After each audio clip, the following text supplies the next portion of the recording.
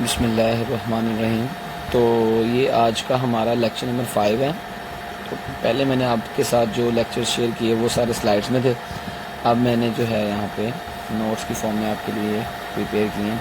जो important points हैं मैंने नोट डाउन कर लिया। सबसे पहले हमने स्टेट्स ऑफ मैटर के बारे में पढ़ना है। टॉपिक का नाम है स्टेट्स ऑफ मैटर, लेकिन इस टॉपिक के स्टार्ट में एक लाइन है, world is made up of matter and energy. यहाँ पे दो वर्ड्स हैं, मैटर और एनर्जी। ठीक है, मैटर को देखेंगे आज, सबसे पहले इसकी स्टेट्स को देखेंगे और एनर्जी के बारे में कुछ बातें मैं आपको बताऊंगा जो आपको पता होनी चाहिए। एनर्जी क्या है? एनर्जी जो है ये नॉन मटेरियल थिंग है। नॉन मटेरियल कहते हैं जिसका कोई वॉल्यूम नहीं है, टच नहीं कर सकते, हमें फिजिकली नजर नहीं आती। ठीक है, in nature which convert one form to another, लेकिन ये एक फॉर्म से दूसरी फॉर्म में कन्वर्ट हो जाती है। फॉर एग्जांपल, अगर मैं आपको एग्जांपल दूं, कोई एक बॉडी है जिसको हमने हाइट पे रखा हुआ है, तो हाइट की वजह से जो एनर्जी बॉडी में होती है उसे हम पोटेंशियल एनर्जी कहते हैं। जब हम उसको स्पेसिफिक हाइट से, फॉर एग्जांपल एक बॉल को हम एक हाइट से छोड़ देते हैं तो वो सारी पोटेंशियल जो है वो काइनेटिक में कन्वर्ट होती है ड्यूरिंग इट्स मूवमेंट, यानी जब तक वो नीचे आ रहा है। उसके बाद जैसे ही वो बॉल ज़मीन पे हिट करती है, सारी की सारी काइनेटिक एनर्जी जो है वो हिट करने पे, पहली बात तो फ्रिक्शन प्रोड्यूस होगी, पहली बात। ठीक है, वहाँ पे हीट एनर्जी भी प्रोड्यूस होगी, कुछ साउंड भी प्रोड्यूस होगा। तो एनर्जी जो है वो कन्वर्ट होती रहती है, एक फॉर्म से दूसरी फॉर्म में वो कन्वर्ट होती रहती है। ठीक हो गया। अब दूसरी बात हमारे पास है मैटर। मैटर क्या? एनीथिंग, कोई भी चीज़ अदर देन एनर्जी, एनर्जी के अलावा, एनर्जी के अलावा कोई भी चीज़ जो कुछ वेट रखती है, जिसका कुछ वजन होता है, फिजिकली हम देख सकते हैं, एंड ऑक्यूपाइज वॉल्यूम, और वो जगह घेरती है, तो उस चीज़ को क्या कहते हैं? मैटर कहते हैं। हमने अपने सिलेबस में 4 स्टेट्स को पढ़ना है, लेकिन हमारे जो यूनिवर्स में प्रेजेंट है वो 122 है। ठीक है, अब 122 में सिर्फ 4 क्यों पढ़ना है? क्योंकि बाकी जो है वो इतनी ज़्यादा अबंडेंट नहीं है। ठीक है, कुछ देर के लिए बनती है, कुछ सेकंड्स के लिए बनती है और फिर वो कन्वर्जन में चली जाती हैं। तो यहाँ पे स्टेट्स ऑफ मैटर है सॉलिड, लिक्विड, गैस और प्लाज्मा। ठीक है, सॉलिड, लिक्विड, गैस और प्लाज्मा, हम इसको बारी बारी देखेंगे। क्वेश्चन है, how states of matter are different from each other. ये सवाल मैंने खुद लिखा है, हमारी बुक के जो है पेज नंबर है हमारे पास, पेज नंबर 5 पे स्टार्टिंग में लिखा हुआ है। वहाँ पे हम एक सवाल बनाएंगे, इस लाइन के बाद the 3 primary states of matter are solid, liquid and gas. इसके बाद हम सवाल लिखेंगे। यहाँ पे मैं आपको बुक से दिखा देता हूँ कि ये बुक है। ठीक है, यहाँ पे हमने जो है ये सवाल यहाँ से नोट डाउन करना, यहाँ से लेके यहाँ तक। इस सवाल का आंसर है, मैंने पॉइंट्स में लिखा, मैं आपको बताता हूँ। How states of matter are different from each other. एक स्टेट ऑफ मैटर जो है वो डिफरेंट कैसे है दूसरे से।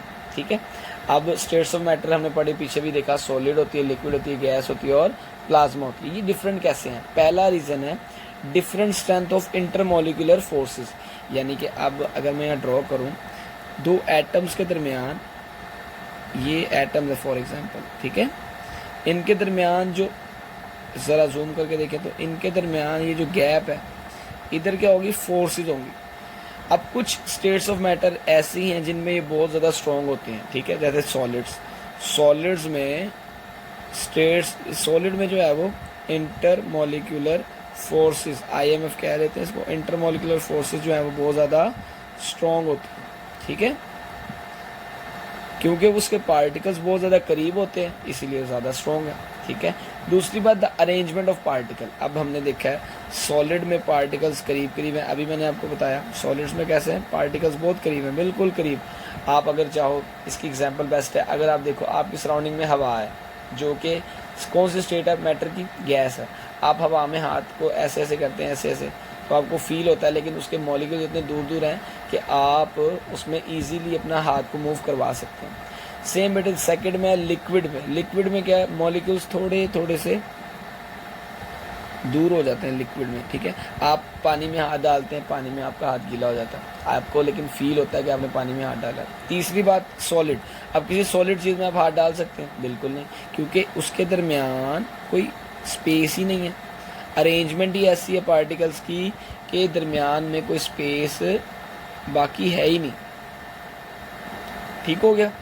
अब गैसेस में बहुत ज़्यादा स्पेस होती है, इधर से लेके इधर तक इतना ज़्यादा स्पेस है। ठीक है, और गैसेस बहुत ज़्यादा कंप्रेसिबल होती हैं। अब जब हम एक एक करके फर्दर जो है इसकी प्रॉपर्टीज देखेंगे तब हम इसको अच्छे से डिस्कस करेंगे, ठीक है। तीसरी बात, the distance between particles. Solid में डिस्टेंस बहुत कम है, यहाँ पे देख लेते हैं बहुत कम है, लिक्विड में थोड़ा सा ज़्यादा और गैसेस में बहुत ज़्यादा डिस्टेंस है, ठीक है। तो ये 3 रीज़न अगर आप लिखते हो तो ये सवाल का आंसर कंप्लीट होता है। पॉइंट्स में मैंने लिख दिया, आप इसका स्क्रीनशॉट ले लें। आगे उसी के नीचे फिगर 1.1 के बाद लिखा हुआ है what are the properties of gases. हम यहाँ पे सवाल लिखेंगे what are the properties of gases, gases की खुसूसियात बताएं उर्दू में, ठीक है। In gases molecules are widely apart, अभी मैंने बताया मॉलिक्यूल्स क्या होते हैं, बहुत दूर दूर होते हैं, नो ऑर्डर, कोई ऑर्डर नहीं होता, यानी कि एक स्पेसिफिक अरेंजमेंट देखिए ना हमने सॉलिड में फिक्स होती है, लेकिन गैसेस की कोई अरेंजमेंट नहीं है। किसी भी चीज़ में आप डाल दें, सिलेंडर में डाल दें, परफ्यूम की बोतल में, किसी में भी डाल दें, तो उसका कोई ऑर्डर, नो ऑर्डर, मतलब कि गैसेस में कोई ऑर्डर नहीं होता। They have very weak intermolecular forces, इनके दरमियान जो मॉलिक्यूल्स के दरमियान फोर्सेज हैं वो बहुत ज़्यादा वीक होती हैं क्योंकि बहुत ज़्यादा दूर दूर हैं। They are easily compressible. अब ये बात बड़ी मज़े की है कि जब वाइडली अपार्ट हैं, दूर दूर हैं, हम उनको चाहें तो कितना भी इजीली कंप्रेस कर सकते हैं, ठीक है। इंटरमोलिकुलर फोर्सेज भी बहुत ज़्यादा वीक हैं, तो आप जितना चाहें आराम से उसको इजीली कंप्रेसिबल बना सकते हैं और कर सकते हैं, कंप्रेस कर सकते हैं गैसेस को। Their densities are obviously very low. हमें आपको पता होगा कि जो डेंसिटी है, डेंसिटी वो बराबर होती है मैस ओवर वॉल्यूम की। जिसका मैस ज़्यादा उसकी डेंसिटी ज़्यादा, ये डायरेक्ट रिलेशन है, और जिसका वॉल्यूम ज़्यादा उसकी डेंसिटी कम, ये इन्वर्स रिलेशन है। अब जो सॉलिड है उनके जो मैस है वो ज़्यादा होता है, यानी कि डेंसिटी भी हाई होगी सॉलिड्स की।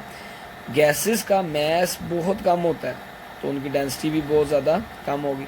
हाँ, गैसेस का वॉल्यूम बहुत ज़्यादा होता है, वॉल्यूम ज़्यादा होगा तो डेंसिटी कम होगी। तो यहाँ तक जो है गैसेस की प्रॉपर्टीज़ हमारी कंप्लीट होती हैं। इसके बाद हम लिक्विड की प्रॉपर्टीज़ देखते हैं।